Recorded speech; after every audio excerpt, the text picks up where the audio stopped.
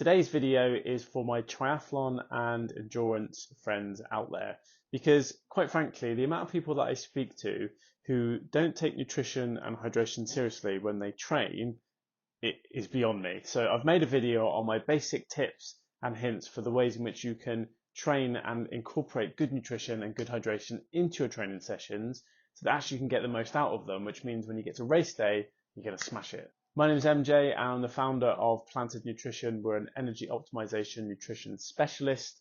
We help people exactly like you get their eating and their lifestyle habits on point to really optimize energy levels, boost energy abundance so you can do things like smash your training sessions, smash your workouts, perform really well in your races, recover really well, and just enjoy your life without feeling knackered all the time. So today's video is all about my top tips for good optimization when it comes to nutrition and hydration in training so that when you get to races, you really optimize.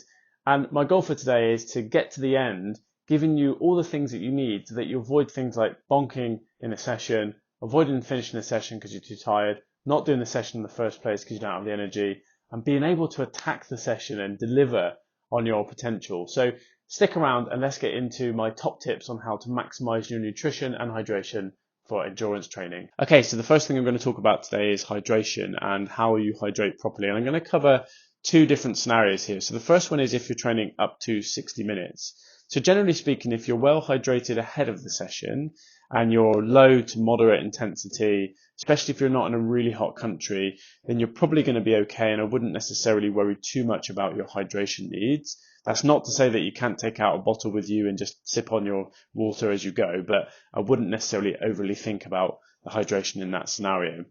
However, if you're training moderately all the way up to quite high intensity, especially if you're in a hot country, then I would advise having a 500 ml bottle with you to hand and sipping that through the session, because you can lose fluid at quite a substantial rate, especially in a hot country or a hot environment when you're training at a high intense level. So just be mindful of that and maybe have a bottle with you when you're out on the session.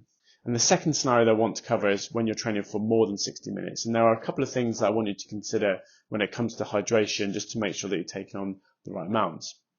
So if you're training for more than 60 minutes, regardless of the level of intensity, I would recommend between 500 ml to a litre per hour. And that can vary depending on how intense you're training, your sweat rate, the conditions within which you're training, whether you're training in a hot country or a cold country, for example. But 500 ml to a litre is generally going to suffice for most people. The second thing that I want you to think about then is your electrolytes. And when I say electrolytes, I'm talking about sodium, potassium, magnesium, and calcium, all critical for effective functioning.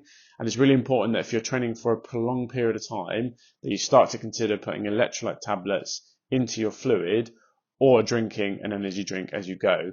So really important to think about that, especially if you've got a prolonged session, like an Ironman session for 3 or 4 hours. Electrolytes are going to become massively important to make sure that you can still perform and function effectively. So with that 500 ml to a litre fluid, put an electrolyte tablet in every hour if you've got a long session. It's really important that you think about that as well. And the final thing to say about hydrating for longer sessions is when you get to those really long sessions, those 2, 3, 4 hour sessions, a lot of people will opt to put an energy drink in or an energy powder into their water because they'll use that as a way of boosting their carbohydrate intake and just getting enough energy in for the session. But I'm going to come on to fuel in a second. Really important that you start to think about for those longer sessions, how do you start to utilize the fluid just to get that extra energy in as well. Okay, so we're on to fueling, and how do you fuel properly for your training sessions so that you don't bonk, feel like you're going to die, and can really get through it with the right amount of energy. And I know this is a hugely debated topic and will probably continue to be debated forever, but based on the current research that's out there, I want to give you some tips and hints on how you can think about how you fuel for your training sessions. The only thing I'm going to say is please don't neglect your training nutrition. I see a lot of people just kind of wing it in training and then try and dial it in for your race day. And actually that's counterproductive because part of the practice of training is training your nutrition as well and making sure that you can figure out what works for you specifically. So don't neglect it because it's a massive part of making sure that you get to race day feeling confident and ready to smash whatever targets you've got. So the first thing we need to look at is what do you eat before your session? And when do you eat before your session to make sure you get to the session feeling ready to go and fully loaded? So generally speaking, for most people, what we find is 2 to 4 hours ahead of the training session. So for me personally, it's 3.5 hours. Some people can go a lot closer to the training session, but 2 to 4 hours allows your body to appropriately digest the food and actually get to the energy within the food so that you're ready to use it. So 2 to 4 hours, and you want to be looking at around 2 grams of carbs for every kilogram of body weight. So using an example, if you weigh 70 kilograms, 2 grams of carbs per kilogram of body weight would be 140 grams of carbs. And you want to have some whole carbohydrates, some carbohydrates that aren't going to spike your blood sugars really, really quickly and then send you into a crash right before your training session. So don't go eating those refined fast sugars. Try and eat those whole foods that are going to release those sugars just a little bit more slowly, so that by the time you've digested it, they're actually into the muscle tissues and you've got the energy ready to go. So you've had a really good meal ahead of the session and you're ready to go. What do you do when you're in the session itself? So if you're training for up to 60 minutes, like with the hydration situation, I wouldn't worry too much about adding any additional fueling in, because if you've had an adequate meal ahead of time, then you're going to have enough energy to get through that session. But then again, when you go beyond that 60-minute mark, that's when you want to start thinking about your fueling. So the general advice is fairly straightforward: 60 to 90 grams per hour, per additional hour of training that you do. And what I would always advise is just take something every 20 minutes, so 3 times an hour, so that you're not boshing it all in the first minute of the second hour and then the first minute of the third hour, if you see what I mean. So 60 to 90 grams per additional hour is going to, for most people, be about spot on. And what do you take? Well, this is where you want to get into those really simple, fast release sugars. So energy gels are really, really good because their absorption rate is super fast. So when you take an energy gel, it's usually 20 to 30 grams of carbs, and that gets into your bloodstream fairly quickly, probably within half an hour, and you've got that energy ready to go. So things like energy gels are really fast release. They're designed to be absorbed and released into the muscles quickly. Bananas are going to be really good for you as well. So a lot of people will carry those on their bike rides. You've probably seen them. You probably use them yourself. And they've also got elements of sodium, potassium, some magnesium and calcium as well. So bananas are a really good one. And then other forms of simple sugars. So you might want to have a jam sandwich with white bread, for example. Might be a bit difficult to carry around, but something like that would also help. So 60 to 90 grams per additional hour of training is going to be spot on for most people. And you want to be aiming for something every 20 minutes. So 3 times an hour, just take a gel, banana, or whatever it is that you choose to bring with you. And I just want to touch on a couple of other things that you may have heard about when it comes to fueling your training sessions, and maybe you use them as well. And I just want to give you my take on them. So the first one of those is caffeine, and I'm not adverse to using caffeine. A lot of people use it really effectively when it comes to those more intense training sessions, or they need a bit of a pick-me-up. I don't personally use it myself, and I don't think it's a substitute for good fueling with nutrition in terms of carbohydrates and making sure that you hydrate properly, get the right electrolytes in, for example. So yes, caffeine does have its place. It works for some people. It doesn't work for others. The second thing I want to talk about is mouth rinsing. So you may have heard that there's this concept that if you swig a carbohydrate drink or an energy drink and then spit it back out, that it can actually improve your performance and give you more energy. And there is some science behind this. And actually what we think at the moment is that when you put a mouth rinse in, it activates through the central nervous system some backup reserves of glucose stores in the body and gives you that little boost without you needing to take on board carbohydrates.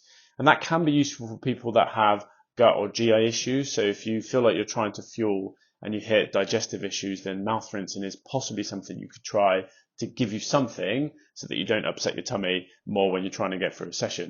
And the final thing to mention is training in a fasted state. And this is something that's quite controversial, and some people absolutely love it, some people hate it. So I would say training in a fasted state is something that you want to test and see if it works for you. And the concept is really simple. When you're depleted of glucose, your body will switch to burning fat at a more preferential rate.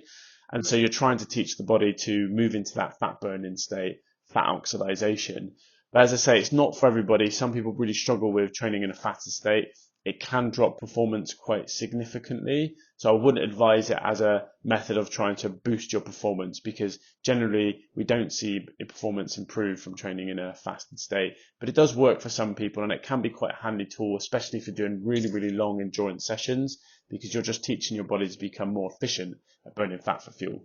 But the most important thing with all of this advice is just to test, test, test. You really need to practice nutrition in your training as well as in your racing to figure out what works for you, because only by trial and a little bit of error are you going to figure out the tactics, the mechanisms, the processes, whatever you want to call them, that work for you. So I'd strongly encourage that you take my advice and just try it in your own situation and test it and see if it works for you. And if you have tested it, or if you've got views on what works for you, I'd love to hear about them. So feel free to drop a comment below and I'll have a look at them and come back to you as soon as I can. And likewise, if you have any questions on any of the things that I've covered when it comes to the fueling side of things, just let me know. So you've had an awesome session, you hydrated well, you ate well. How do you recover well from a training session so that you can do it all again tomorrow or later in the day? Really important that we take recovery seriously, and actually when you look at a lot of the research around the nutritional status for athletes, they tend to be depleted in quite a number of areas. So the last thing you want is to put all that effort into training really hard, hydrating, fueling for the session, neglecting your recovery. And what that's going to do over time, if you do neglect it, is going to build up fatigue, and you're going to get to the end of the week or the end of the training block and you're going to feel more tired than you already will feel because you haven't helped your body repair and replenish. So recovery is hugely important. I want to tell you exactly what you can do to recover really, really well. So first up, let's talk about carbs and protein. So carbs are important because you're going to replenish the lost glucose stores, but protein is important because you're going to repair damaged muscles, which I think most people know. But the other thing that protein is really important for is to boost your immune system and help your immune system function properly. Because if you think about it, when you're training hard, you're putting your body into a high state of stress. And protein is really, really important to give your immune system the components that it needs to manage that stress. So protein is also important for immune function as well as recovery. Now, what you want is 1 gram of carbohydrates per kilogram of body weight and about 20 to 40 grams of protein in the 1 to 1.5 hours immediately after you finish your training session. And that's simply because that's the window of opportunity to boost recovery and boost replenishment of carbohydrates, but also proteins getting into the cells to work effectively and recover as optimally as possible. When it comes to which carbohydrates you actually need, well, this is where those high GI, those fast release carbs come into the room, because you want to get the sugars into the muscle tissue quickly. So I've actually linked a guide to high and low GI foods below so that you've got a list to get started with on those situations where you need high GI fast release sugars, but also in those situations where you also need some more slow release whole carbohydrates as well. But let's also talk about the micronutrients that your body needs in the recovery process, because as I've said already, when you train a lot, especially when your training volume is high, your body's going to be in a state of stress on a regular basis. And what that means is your body's going to be in a state of inflammation, because when you're in a high state of stress, when you're putting your body through its paces, inflammation will go up. And inflammation is a core part of the recovery and repair process. So we want to make sure that we fuel the body with all the right things that it needs to manage that state of stress, manage that state of inflammation. So how do we do that? Well, this is where your anti-inflammatory and antioxidant foods come into their own. So fruits and vegetables, think about color variation, because they're going to be full of all of those magic vitamins and minerals and compounds that really support those inflammatory processes that are going to be heightened from your high training load. The second thing you can think about is omega-3, so your fatty fish like salmon, herring, sardines, mackerel, and some nuts and seeds are quite high in omega-3 as well, because that's an important compound in the immune process. So omega-3 is also a really important micronutrient to consider. And finally, things like beans, peas, lentils, so those grains, because not only are they an amazing source of those micronutrients that support these processes, they're actually packed full of protein and carbohydrates as well.